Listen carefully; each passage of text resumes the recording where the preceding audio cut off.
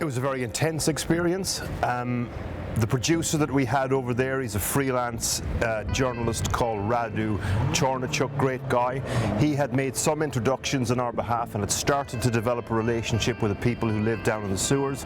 But when you go down there yourself for the first time, you literally climb down this rickety ladder, you get on your hands and knees, and you start to crawl through the darkness, and you don't really know what to expect. You're not prepared for it. And it's the smell and the sounds and the generator, and then you walk out into this first section of the room called the office. Your eyes adjust to the lighting and you see a really quite hellish sort of scenario. And as you go deeper into the tunnels, the chambers get smaller and smaller and hotter, and they fill up with the fumes of this Paraic. And that has an effect, to be honest with you. I mean, let's just say some of the final pieces to camera that we filmed were unusable.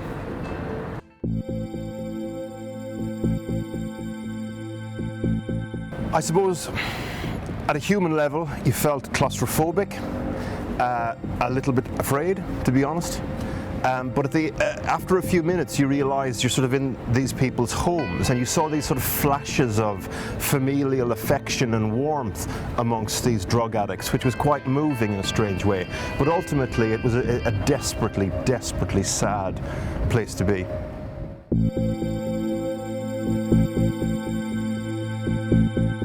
I mean, Nico it was heartbreaking, his story. He lived on a rubbish tip with his father when he was very, very young. The father was an alcoholic, he was abused, he was abandoned, he ran away, he ended up on the streets. He became addicted to this synthetic drug that they use, and then Bruce Lee befriended him, and a complicated relationship, sort of a father-son type relationship, but stranger than that.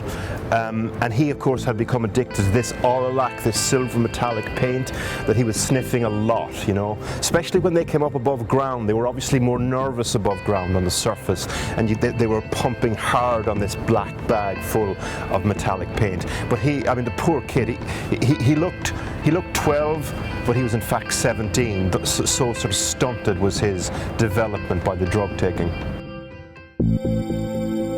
We wanted to challenge him more, to be honest with you, about his drug dealing and his behaviour generally, but it wasn't the place at the time. It was a volatile place. We couldn't challenge him to the extent that we wanted to, and we were on his patch, so to a certain extent he was calling the shots. He's not the kind of person you really ask questions to and get a nice clipped answer. He just talks, and you have to listen.